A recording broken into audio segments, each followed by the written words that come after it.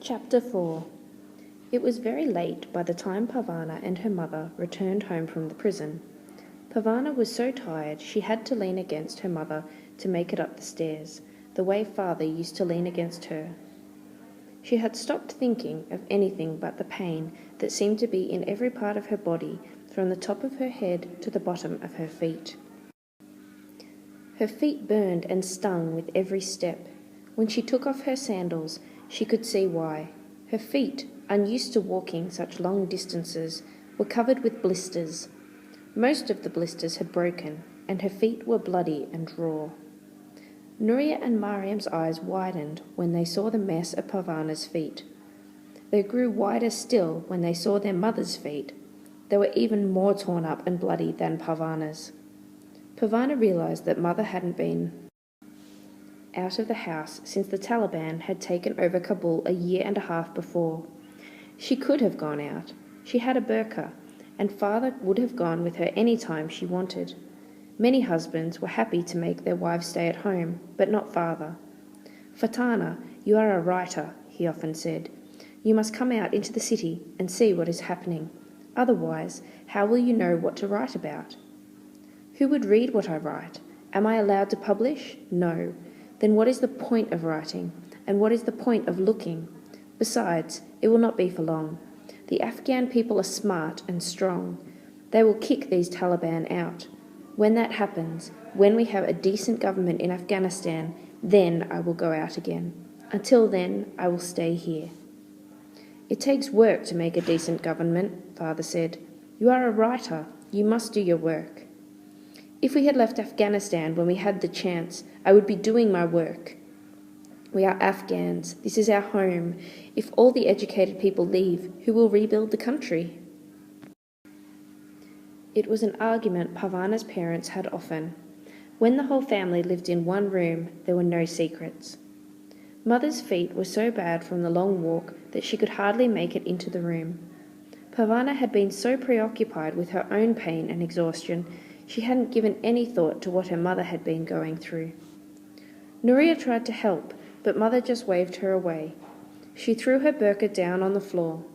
Her face was stained with tears and sweat. She collapsed onto the toshak, where father had taken his nap just yesterday. Mother cried for a long, long time. Nuria sponged off the part of her face that wasn't buried in the pillow.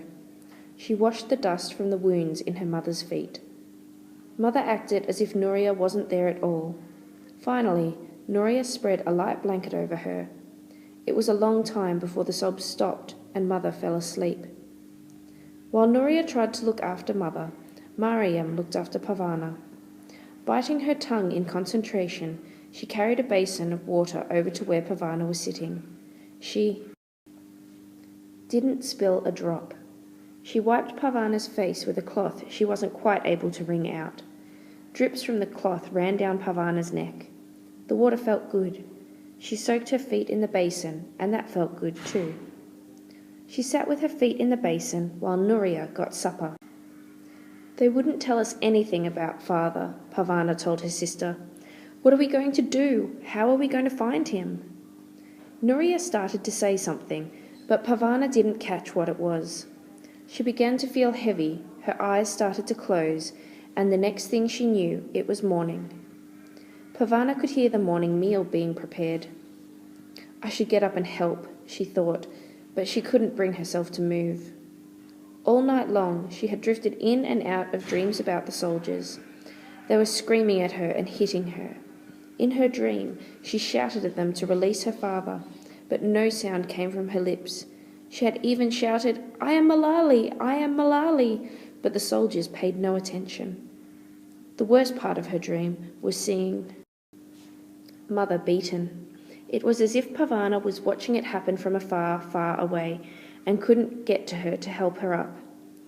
Parvana suddenly sat up, then relaxed again, when she saw her mother on the toshak on the other side of the room. It was all right. Mother was here. "I'll help you to the washroom," Nuria offered. "I don't need any help," Parvana said. However, when she tried to stand, the pain in her feet was very bad. It was easier to accept Nuria's offer and lean on her across the room to the washroom. Everybody leans on everybody in this family, Parvana said. Is that right? Nuria asked. And who do I lean on? That was such a Nuria-like comment that Parvana immediately felt a bit better. Nuria being grumpy meant things were getting back to normal. She felt better still after she'd washed her face and tidied her hair. There was cold rice and hot tea waiting when she had finished. Mother, would you like some breakfast? Nuria gently shook their mother. Mother moaned a little and shrugged Nuria away. Except for the trips to the washroom and a couple of cups of tea, which Nuria kept in a thermos by the tow shack, Mother spent the day lying down. She kept her face to the wall and didn't speak to any of them. The next day, Parvana was tired of sleeping. Her feet were still sore, but she played with Ali and Mariam. The little ones, especially Ali, couldn't understand why Mother wasn't paying attention to them. Mother's sleeping, Parvana kept saying. When will she wake up? Mariam asked. Parvana didn't answer. Ali kept waddling over to the door and pointing up at it. I think he's asking where Father is, Nuria said. Come on, Ali, let's find your ball. Parvana remembered the pieces of photograph and got them out. Her father's face was like a jigsaw puzzle. She spread the pieces out on the mat in front of her. Mariam joined her and helped her put them in order. One piece was missing. All of Father's face was there, except for a part of his chin. When we get some tape, we'll tape it together, Parvana said. Mariam nodded. She gathered up the little pieces into a tidy pile and handed them to Parvana. Parvana tucked them away in a corner of the cupboard. The third day barely creeped along. Parvana even considered doing some housework just to pass the time, but she was worried she might disturb her mother. At one point, all 4 children sat against the wall and watched their mother sleep. She has to get up soon, Nuria said. She can't just lie there forever. Parvana was tired of sitting. She had lived in that room for 1.5 years, but there had always been chores to do and trips to the market with Father. Mother was still in the same place. They were taking care not to disturb her. All the same, Parvana thought if she had to spend much more time whispering and keeping the young ones quiet, she would scream. It would help if she could read, but the only books they had were Father's secret books. She didn't dare take them out of their hiding place. What if the Taliban burst in on them again? They'd take the books and maybe punish the whole family for having them. Parvana noticed a change in Ali. Is he sick? She asked Nuria. He misses Mother. Ali sat in Nuria's lap. He didn't crawl around anymore when he was put on the floor. He spent most of the time curled in a ball with his thumb in his mouth. He didn't even cry very much anymore. It was nice to have a break from the noise, but Parvana didn't like to see him like this. The room began to smell too. We have to save water, Nuria said, so washing and cleaning didn't get done. Ali's dirty diapers were piled in a heap in the washroom. The little window didn't open very far. No breeze could get into the room to blow the stink away. On the 4th day, the food ran out. We're out of food, Nuria told Parvana. Don't tell me, tell Mother. She's the grown-up. She has to get us some. I don't want to bother her. Then I'll tell her. Parvana went over to Mother's tow shack and gently shook her. We're out of food. There was no response. Mother, there's no food left. Mother pulled away. Parvana started to shake her again. Leave her alone. Nuria yanked her away. Can't you see she's depressed? We're all depressed, Parvana replied. We're also hungry. She wanted to shout, but she didn't want to frighten the little ones. She could glare, though, and she and Nuria glared at each other for hours. No one ate that day. We're out of food, Nuria said again to Parvana the next day.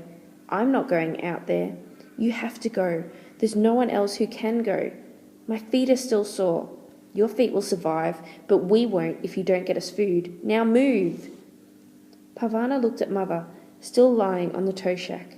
She looked at Ali, worn out from being hungry and needing his parents. She looked at Mariam, whose cheeks were already beginning to look hollow, and who hadn't been in the sunshine in such a long time. Finally, she looked at her big sister, Nuria. Nuria looked terrified. If Parvana didn't obey her, she would have to go for food herself. Now I've got her, Parvana thought. I can make her as miserable as she makes me.